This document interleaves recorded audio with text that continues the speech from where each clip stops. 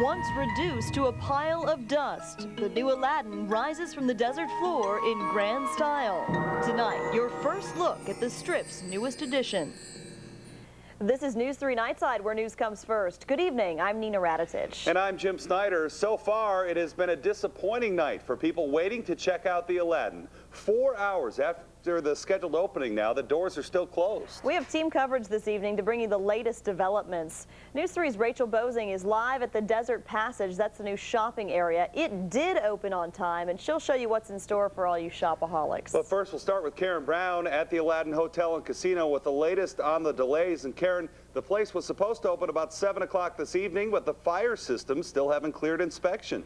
That is correct, Jim. A lot of disappointed people out here on the Strip tonight. We just got word that the Aladdin has failed 3 of the 4 tests that it needs to be able to open its doors. So at this point, we really don't know when it's going to happen, but people are trying to keep a festive attitude, which is why I have the bendy dots on my forehead. The nice ladies inside the Desert Passage gave me as decoration, and so I'm going to continue to wear them in hopes that this hotel will open up. But if you take a look over here, if you get past the German film crew here, you can see how many people are hanging in here trying to make the best of a bad situation.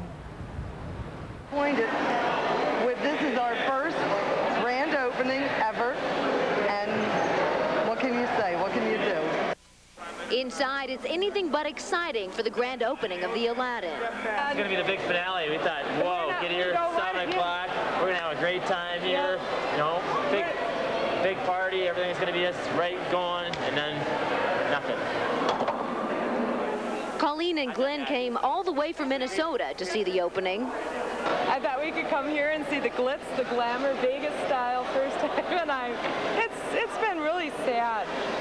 Barbara and Ed got all dressed up just to sit and wait outside the casino entrance because the Aladdin, which was supposed to open at 7 p.m. on August 17th, still hadn't passed its fire test well into the night. All blocked off, and they're telling us they're just beginning to run the fire test, and it's going to be at least 4 hours. How long is it going to be, sir?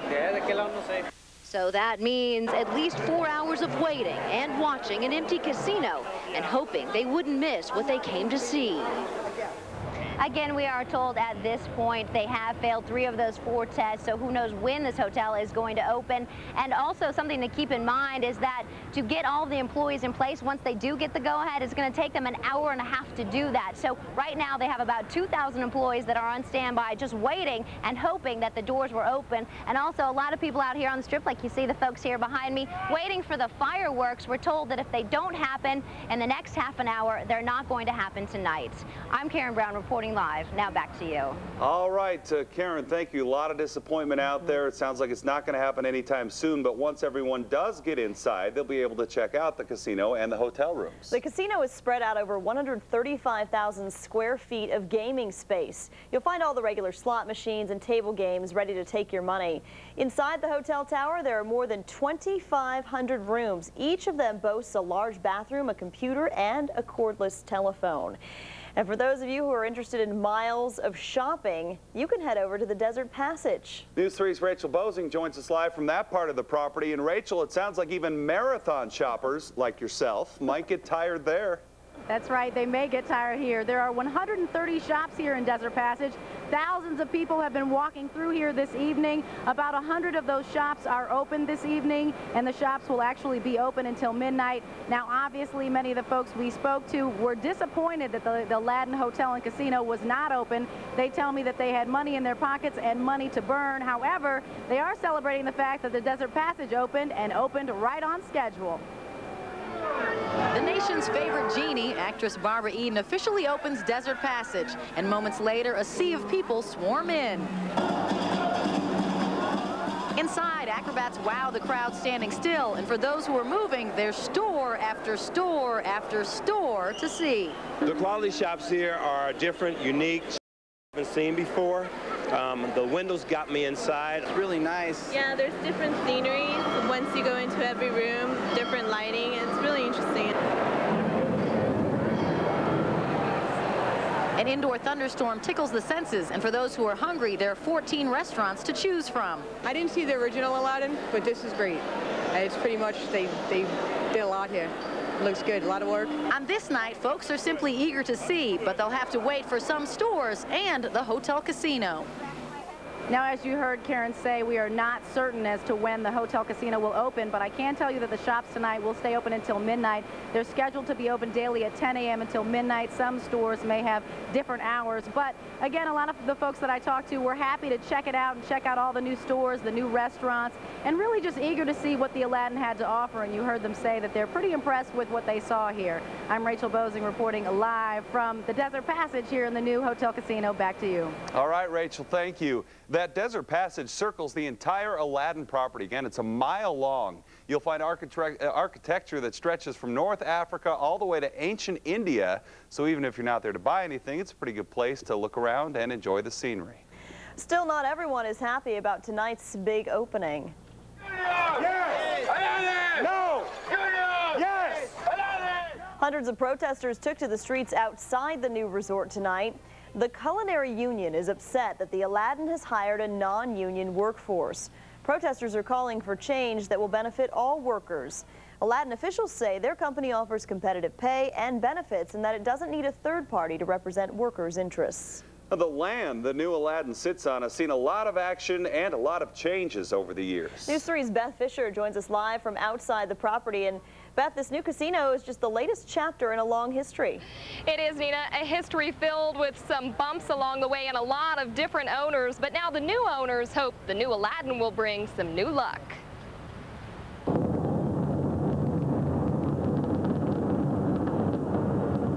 The Aladdin came crumbling down over 2 years ago. In its 32-year history, good times and bad. The hotel opened its doors in 1966 as the Tally Ho, a resort getaway that flopped after 6 months. Casino mogul Milton Prell bought the property, added the casino, and changed the name. The Aladdin was born.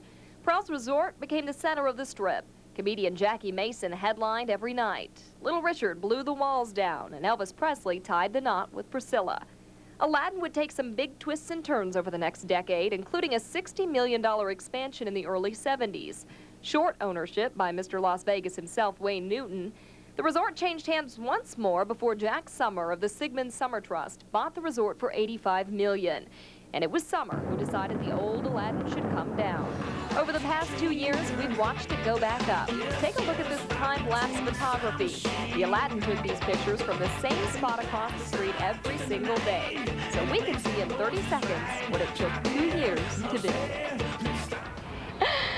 Is that cool or what? I love that time-lapse photography. And while the outside is finished, more work continues on the inside. Just those little finishing touches that will help write the history from this point forward.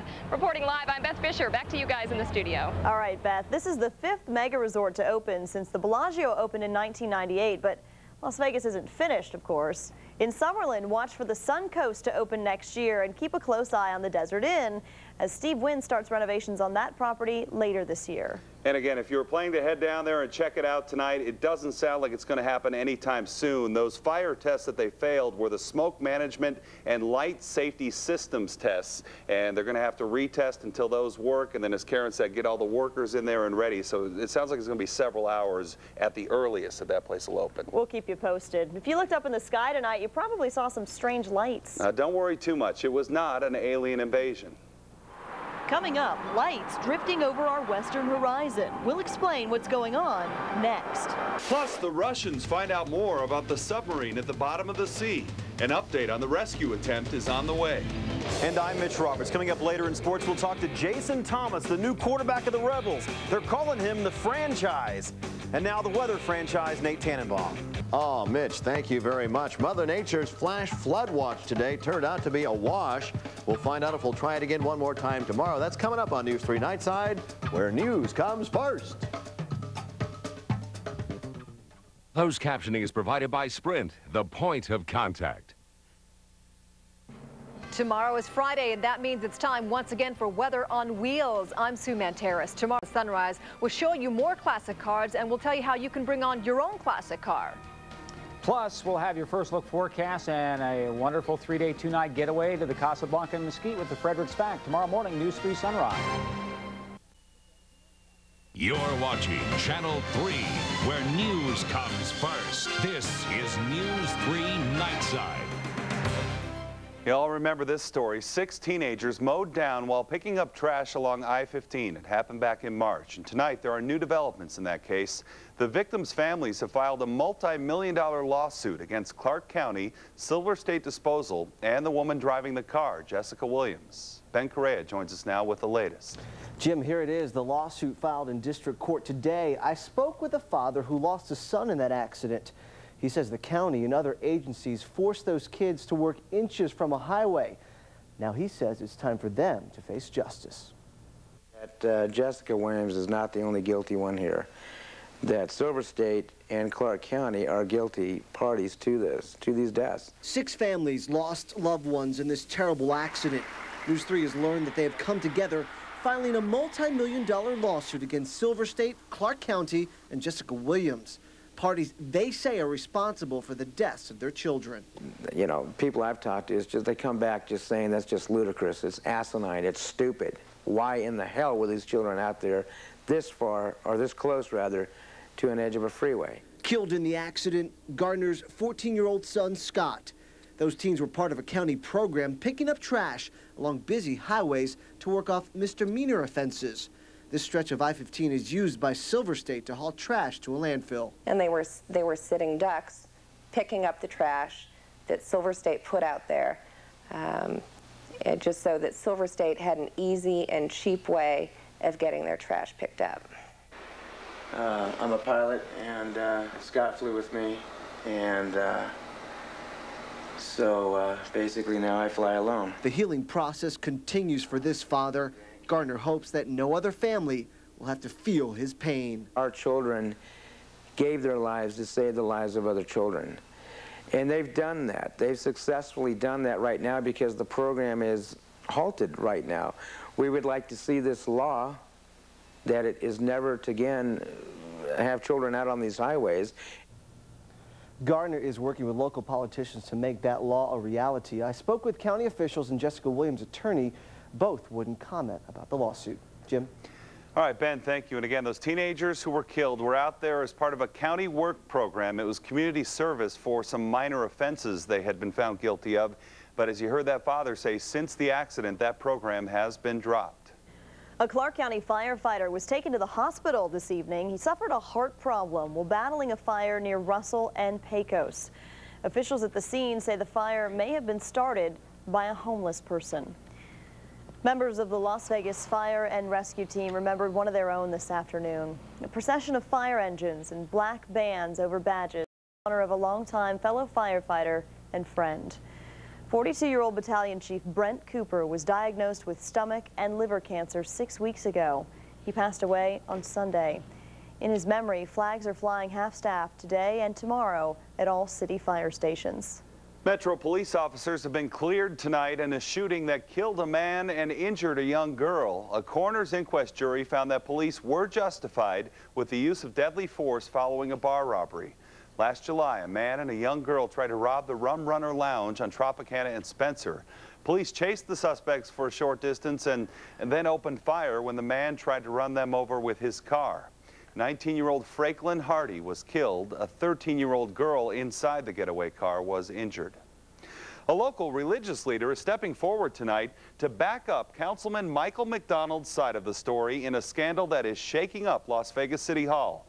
McDonald is accused of bringing strip club owner Rick Rizzolo to the Las Vegas Sports Park to broker a deal for the sale of the park.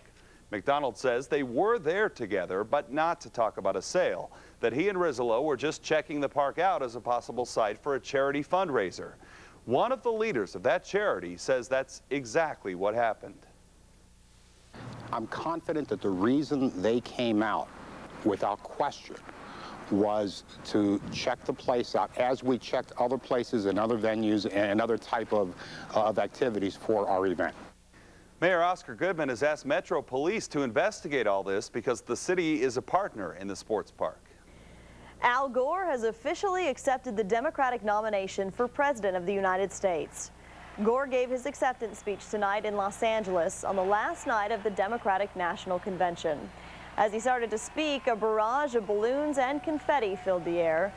The vice president says he'll fight for working Americans and for new campaign finance reform laws.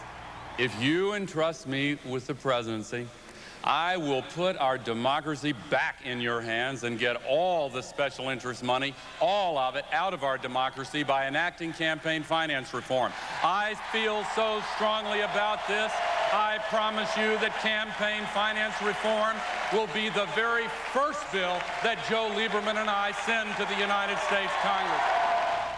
As you saw, Joe Lieberman there, Gore's running mate, joined him on stage afterward, as well as both candidates' families and friends. Arizona Senator John McCain will have to undergo surgery for skin cancer. McCain arrived at the Mayo Clinic in Scottsdale, Arizona today for 2 days of testing before his scheduled surgery this weekend. The senator will have 2 melanomas removed, one on his arm, the other on his left temple. McCain had planned to campaign on behalf of an Ohio senator, but he was forced to cancel all upcoming appearances because of his illness. Nate's been watching the forecast closely today. There was a chance that some stormy weather was going to move in. Yeah, it was kind of weird. Yesterday, we had no watches or warnings, really. There were some scattered flash flood warnings in some isolated areas, but no overall. Today, there was a flash flood watch for most all of Clark County, and not much of anything really happened. Yeah, sometimes that's the way it happens. It happens a lot like that. It's weird. I mean, if you wash your cars, then it'll rain. If you have a flash flood watch, nothing will happen. Murphy's Law or something? It's something like that. There were some scattered pockets of rain, but we're also talking about the fireworks that they may or may not have at the Aladdin. Yeah. They definitely had some fireworks in the sky tonight. Did you guys get the chance to see it? Yeah. I missed it. Strange lights in the western sky. It was a Titan IV rocket out of Vandenberg Air Force Base in California. You're seeing the sunlight reflected off the exhaust plume, exhaust blown around by the wind at the higher altitudes. That rocket, it carried a payload into space, but we can't tell you what it was. Ooh, well, we could tell you, but yeah. It also looks like we've seen the lights from In-N-Out Burger there, too. Yeah, that kind of adds to the whole picture, nice doesn't framing, it? Huh? Let's move on to another live picture. We're looking at the Desert Passage. Rio camera looking across the freeway and seeing everything there around the Aladdin. Here at 11 o'clock, your numbers look like this. Just a couple of clouds around. 92 degrees, much warmer than it has been because the clouds kind of went away. 27% humidity, though, still a little bit on the muggy side. Southwest breezes, 13. Barometer falling to 9.86. Big picture at the Weather Center. We were just talking about definitely not nearly as stormy as yesterday. Some ominous looking clouds for a while this afternoon, then they just kind of went away. No rainfall here in town, but other parts of the county did get some, and we'll run that down for you after we run down some other numbers. 92, the official number out at McCarran. Same thing out at Spring Valley. Henderson's 94. The rest of the county, Mount Charleston got a couple of raindrops as well. Much more rain there on the other side of the California-Nevada state line. Searchlight at 81, Laughlin 89. Mount Charleston's at 66. Beatty, they must have been all out at the pond today having a good time. We'll check the rest of the Southwest for you. St. George, you're at 86, Cedar City 67, and you know what? There really have been scattered showers and some of them fairly strong, just not real widespread. 62 right now. Ely, Caliente, no report at this hour, but we'll move on to the history book. We did make 102 today, same high as yesterday. 103, the normal high. Low this morning, not too far from normal at 78. Sun gets up just a couple minutes past 6 on your Friday morning. Air quality is in the good category in all of our reporting ranges, carbon monoxide, ozone, and dust. You can check the hourly pollution readings yourself at the Clark County Health District website, cchd.org. Flying in from outer space, I think you definitely get the idea where most of the storms are, and I think we're going to be thanking a cold front up in the Pacific Northwest. We really thought this thing would have moved in a couple of days ago. That's why you may remember the forecast did not include showers or thunderstorms the past couple of days. But this stuff was quite stubborn and didn't really start getting out of here until this thing really started making a move. So the bottom line is system moving in from the west, moving to the east, pushing most of this moisture a little further to the east. There might be one last gasp with this system tomorrow where you might see some more storm clouds building up more to our south and to our east. There you see some of those scattered showers here and there. One more look at the closer radar. Down around the Daggett area, some showers earlier this afternoon, but they're just about all out of here. You see something left if you're on the I-15 leaving Mesquite, that little stretch into northwestern Arizona, picking up a light shower right now. Rest of the nation, some turbulent weather earlier, but it rocked and rolled on out of here in a hurry. Severe thunderstorm watch expiring for Arizona, but really tough going right now between Indianapolis and Louisville, Kentucky. That is a real mess right now. Right now, temperatures for your family and friends, Indianapolis to 69 degrees, Detroit at 64 and 59 right now. In Pittsburgh, even 53 up in North Dakota. So some lingering clouds for the next couple of hours. We're at 92 right now. May not get quite down to 87, but we're still thinking about 79 to get your Friday started. Jumping to 92 by 10 a.m. We left that little thunderstorming cloud in there, but I think that's mostly going to be outside the area. 103 is what we're thinking for the high. A couple of breezes here and there. Bottom line, a little bit drier in the atmosphere. Chance for a shower out at the lake. 110 your afternoon high. Maybe some stormy looking clouds up on the mountain. 81 the afternoon topper. Next 5 days, yeah, I think after tomorrow we really will start drying the atmosphere out like Mother Nature's wringing out the old washcloth. 103 for Saturday and for Sunday, and then slightly dropping. Just you get wringing the it picture? out. That's Interesting visual on that one. Yeah. There you go. Painted the picture once again. Thanks, Thank you. Nate. There's new information tonight about those sailors trapped inside a submarine. Find out how that rescue operation is going next on News 3 Nightside, where news comes first.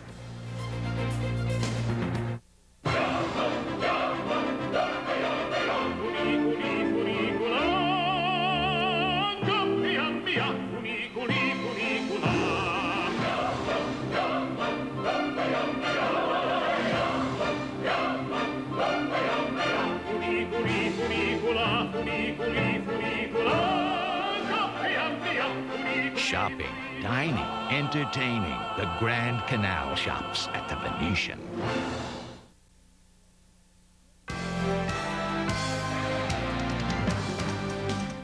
New information on that deep-sea crisis in the Barents Sea tonight. That damaged Russian sub actually has a large hole in its side. The Russian Navy sent down submersibles today to take pictures of the ship, and those pictures show enormous damage to the front half of it. Meantime, ships from Norway and Britain are on their way to help rescue 118 people caught inside that sub. Those ships should arrive at the accident scene sometime this weekend. An important health warning for women tonight. If you rely on Norplant for birth control, you better use a backup plan for now. Doctors are being urged not to prescribe Norplant for a while after tests on some of the implants packaged since last fall showed they were not effective. Norplant is a matchstick-sized implant inserted into a woman's arm that releases a synthetic hormone to prevent pregnancy. Women who have been using Norplant are urged to use other forms of birth control until all of these tests have been completed. About 1 million American women have used the drug Norplant. Up next in sports, Mitch Roberts will tell us about a former Rebel on the front page of the leaderboard at the PGA Championship. Plus, Rebel football players take the field as a team for the first time. Their first practice is coming up next in sports here on News 3, where news comes first.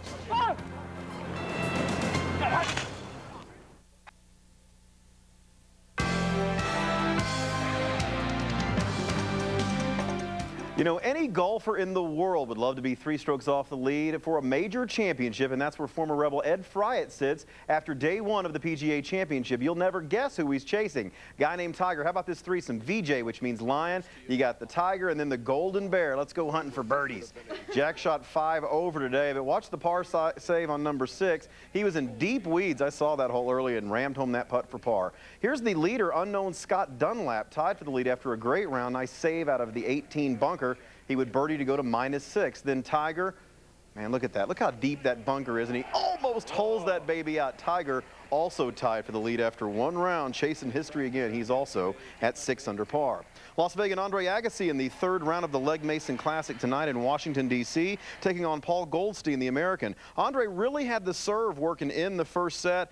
That basically got Goldstein on the run almost completely out of the court, and it's easy pickings from there. First set over in about 30 minutes. Agassi played even better in the second set, closing out the match 6-3 and 6-2. Well, we're just 2 weeks away now from another season of Operation Football. Today, prep teams from around the valley practice for the first time. They finally get to crack some heads on Monday afternoon. We'll have highlights of every game played this year, every Friday night until there's a state champion crowned.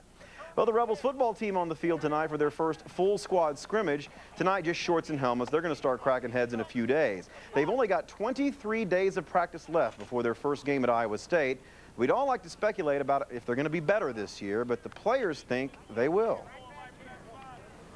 We know what we can do. Everybody out there is just speculating. They don't know what we can do. So, I mean, that's the thing about it. We're surprised. Everybody's waiting to see what we can do, and hopefully we can get out there and turn some heads. But we're all expecting to go to a bowl game. We don't expect nothing less.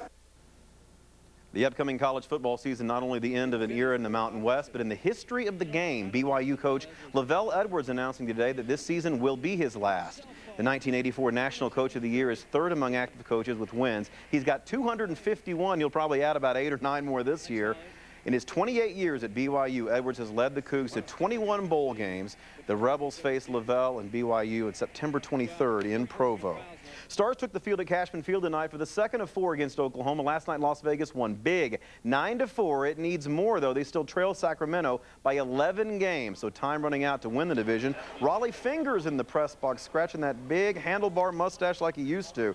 The Hall of Famer saw a good game, pick it up 1-0 Oklahoma when the Radman, Ryan Radmanovich, connects a solo homer to right field, tied the game 1-1. Stayed close to the 4th when Oklahoma breaks it open. Chris Dimitro was lethal tonight. He had this home run, 5 runs batted in overall. The Stars win streak over at 2. Tonight's final at Cashman was 14-5. Light schedule tonight in the major leagues, only a couple in the National League. New York wins at 13-2. San Francisco wins at 5-4. Kansas City wins. Baltimore a 5-3 win. And we got a couple more for you. Yankees win and Boston 8-7. A win tonight over the Rangers. And that's it. Was that a little Keith Jackson slipping in there? Cracking ahead, run out of the tunnel down. It's not a very good one, but I tried. It works. Thanks, man. We'll be right back.